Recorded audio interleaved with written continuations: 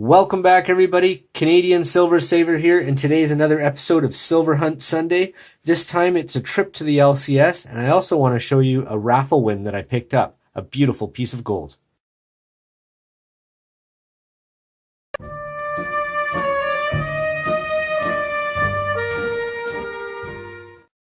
All right, so the Silver Hunt Sundays last few, I've been making some trips to the coin shows and coin expos, and that's been a lot of fun. This was a trip that I made to the LCS, local LCS here, and I actually took my son there, and it was nice to do. And these are some of the things that I picked up there. I didn't spend a lot myself, but a beautiful round or a beautiful coin. And then I also want to show off something that I won in a raffle, and I still consider that silver hunting. It's just another way of picking some things up.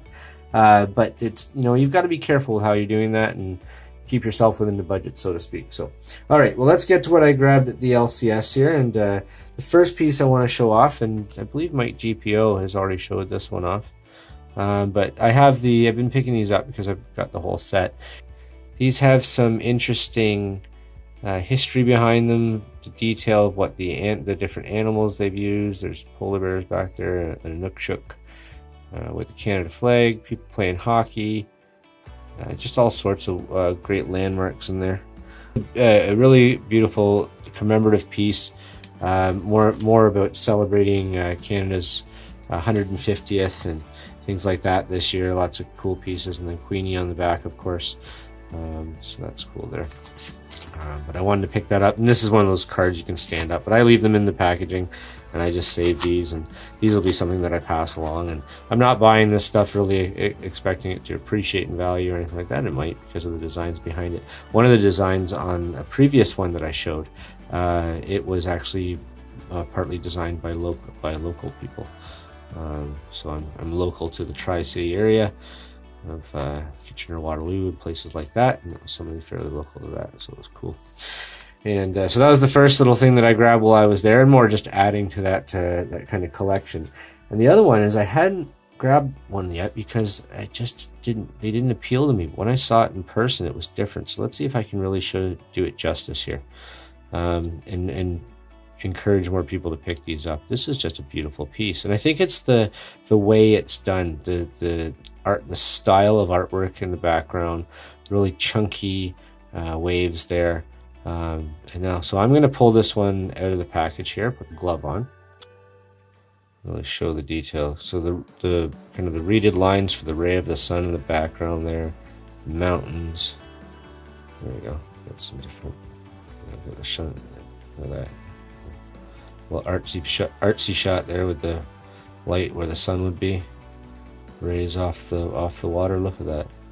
And that's a lot of reasons why I pick up different pieces of silver, and why I don't just stack maples or honestly, if you want to stack cheap, sunshine mint, basic rounds, buffaloes, stuff like that. I do it because I love the artwork, and I love it keeps me interested in what I'm doing, and keeps me focused on my hobby too. My hobby's collecting, but my focused on my stacking, while enjoying what is a hobby of mine, which is collecting. So I get to collect some cool pieces, some great artwork. I'm gonna turn that, and now it's like it's at night. More dark waves. Such a nice piece, very beautiful piece. It really is. And then the back is not as you would expect. Queenie is not there. And I just look at that coat of arms. That is amazing. That's a better detail there. Come on, camera. I actually am using a new camera, actually a new phone, and I'm not impressed with the way it's pretty good, but focus isn't like the other one. I think we're going back. Plus, I had mic problems on that last video with the Damascus sword. One of those weekends.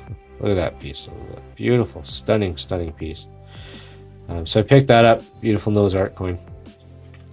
And then, so this is to talk a little bit about my, I like to do raffles. I like to be involved in contests and things like that. But you have to stay focused. And I have a budget that I focus within. There'd be a lot of things that I would be raffling or being, kind of throwing my money away at. Once I've hit a certain amount, I don't, and I move on. And I've been really lucky lately. I have a assortment of things to share that I've won on raffles here, and I'm going to do that over the next little while.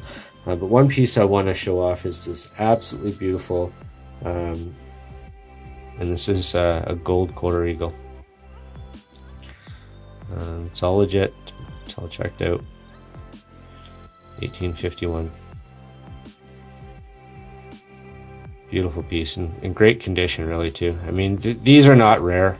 If anybody's not, it doesn't focus on this a lot, but it's in pretty good shape. A little worn down there, but very cool piece. And they're not super rare. I only put 25 bucks in for this and won this puppy, so I was $25 Canadian.